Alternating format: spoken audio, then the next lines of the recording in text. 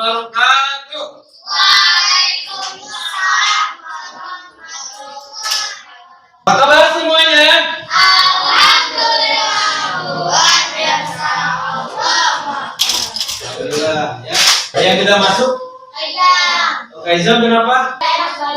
Jangan kadang kita doakan dulu, mudah-mudahan Kak Izam segera diangkat penyakitnya ya. Bismillahirrahmanirrahim. Allahumma rabban nasi adhibil ba'sa ismi anta syafi la shifa illa shifa'uka shifa'a la yughadiru saqama. Anak-anak yang Bapak sayangi, masih ingat pelajaran yang lalu? Tentang kenapa? Oh ya betul, Piagam Madinah. Hari ini kita akan melanjutkan pelajaran yaitu tentang Perjanjian Hudaibiyah.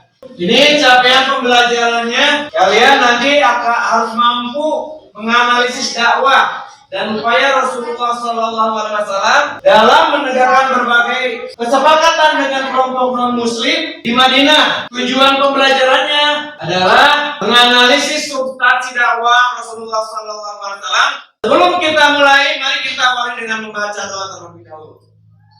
A'udzu billahi minasyaitonir rajim. Bismillahirrahmanirrahim.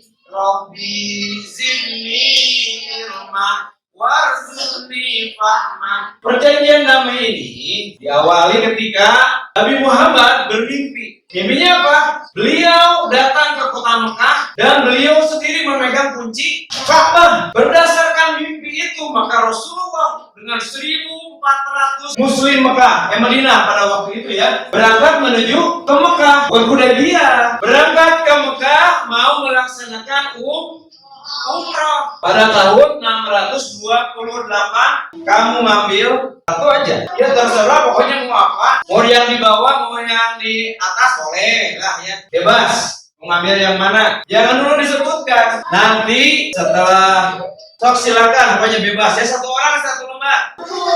Nanti dibukanya sama-sama gencatan senjata. Cum yang gencatan senjata, yang gencatan senjata boleh sebelah sini ya. Sekarang kesetaraan. Cum, kesetaraan. Ini apa coba? Kedamaian. Kesetaraan pindah ke sebelah sini. Kedamaian. Cum, kedamaian. Kedamaian pindah ke sebelah sini. Hak umat Islam. Ya, di sini. Sini ada. Bapak akan berikan satu pertanyaan, satu masalah, satu problem yang harus kalian cari permasalahannya. Dengarkan, bila kalian sebagai sebagai pemimpin ya, antara A, masyarakat A dengan masyarakat B, bentrok dan kalian adalah pemimpinnya, bagaimana kalian menyelesaikan masalah tersebut seperti yang dicontohkan oleh Rasul? Nah, kita lihat sekarang. Lihat semuanya ke depan. Terjadi antara umat Islam di Madinah dengan penduduk Quraisy di Mekah, terjadi konflik, peperangan. Apa isi dari perjanjian Hudaibiyah? Yang pertama adalah gencatan senjata. Yang kedua adalah adanya kesetaraan. Yang ketiga adanya kedamaian. Kemudian yang terakhir adalah hak pemeluk Islam. Jika kalian seorang pemimpin lalu dihadapkan dengan masyarakat yang sedang konflik, apa tindakan kalian seperti yang dicontohkan oleh Rasulullah SAW? Waktu diskusi 30 menit, masing-masing kelompok harus tahu tugasnya apa ya. Mana yang sebagai pencatat, mana yang mencari, mana yang nanti bagian presentasi, bagian menjawab siapa. Dan untuk presentasinya, bagi apakah aktif dalam pembelajaran, dia bisa bekerja sama dalam kelompok, apakah bisa toleransi terhadap pemecahan masalah orang lain yang berbeda dengan ini. Kemudian yang kelompok juga untuk presentasi nanti akan dinilai harus sistematis dan menggunakan bahasa yang mudah dimengerti, sampaikan materi juga dengan menggunakan intonasi atau artikulasi yang jelas. Menanggapi pertanyaan kelompok lain yang dilakukan Rasulullah untuk mengatasi perselisihan antara umat Islam dan umat non-Muslim di kaitannya dengan kalian tadi sebagai pemimpin harus seperti apa kalau misalnya seperti itu. Ya makanya diskusikan. Ini udah ditulis dulu ya nama sebuah tempat. Makanya kan perjanjian, disebut perjanjian Hudaibiyah. Ya, sekarang mulai kelompok gencatan senjata. Silakan kelompok lain. Ada pertanyaan? Ada tambahan? Apa? Buat apa? Cara membuat perjanjian Hudaibiyah, apa yang dilakukan Rasulullah dengan orang Quraisy? Diskusi. Benar jawabannya diskusi? Ya benar, dengan diskusi dan melakukan diplomasi, musyawarah. Waalaikumsalam warahmatullahi wabarakatuh.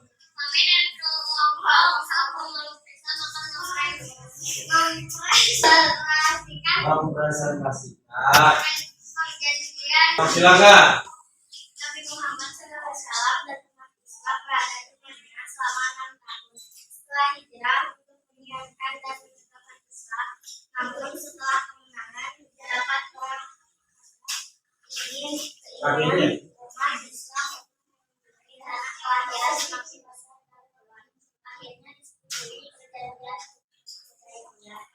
Mereka sepakat mengadakan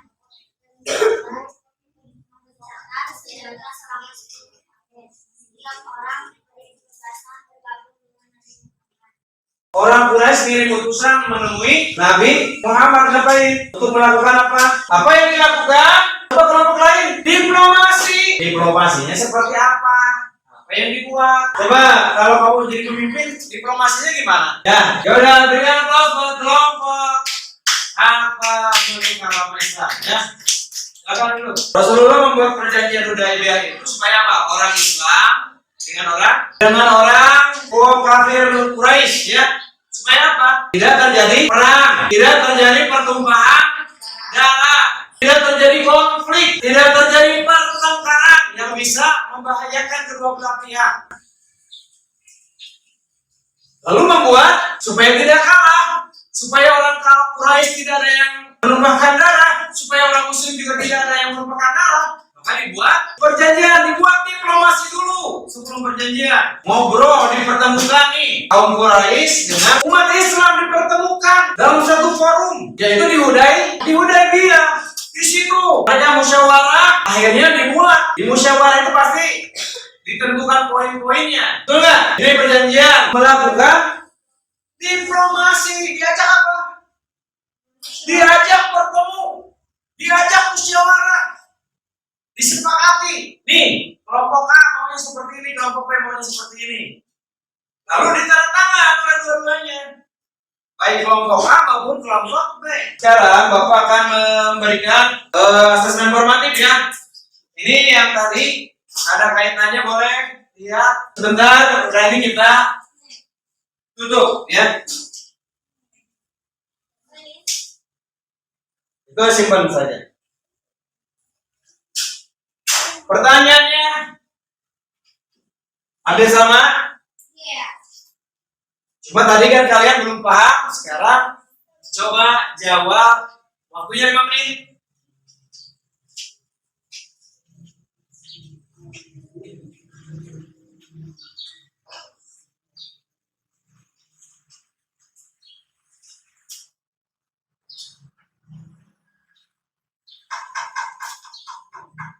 Kelamaan kita 5 menit sudah.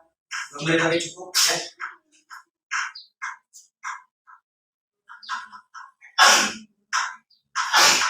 Pertama kan bagaimana perjanjian Hudaibiyah mempengaruhi hubungan antara Nabi. Apakah hubungannya semakin baik atau jelek setelah dibuat perjanjian Hudaibiyah ini? Hubungan Nabi Muhammad dengan orang Quraisy, ya hubungannya apakah tambah ini orang Islam tambah bersengketa dengan orang ini atau bagaimana? Kedua, strategi tadi ya, diplomasi yang dilakukan Rasulullah dalam perjanjian Hudaibiyah apakah berpengaruh nggak bagi perluasan umat Islam? Apakah umat Islam semakin sedikit setelah dibuat perjanjian Hudaibiyah atau semakin banyak? Itu kan?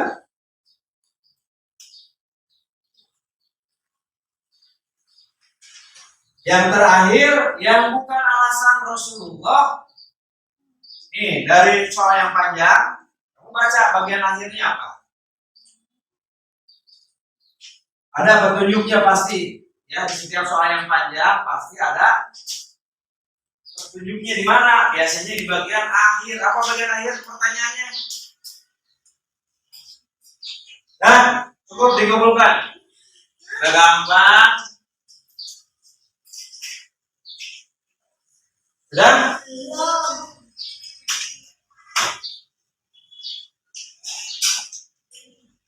Terus. Udah? Ismi? Dan kita? Latifah?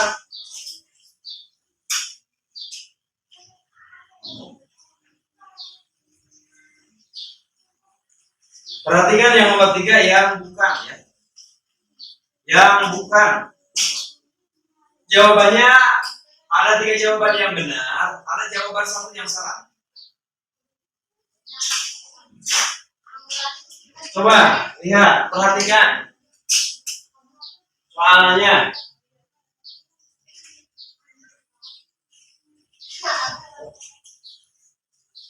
Sudah?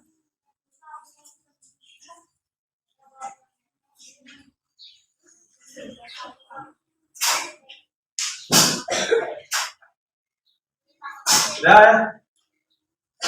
Sudah. Yang lain digerbangkan ya.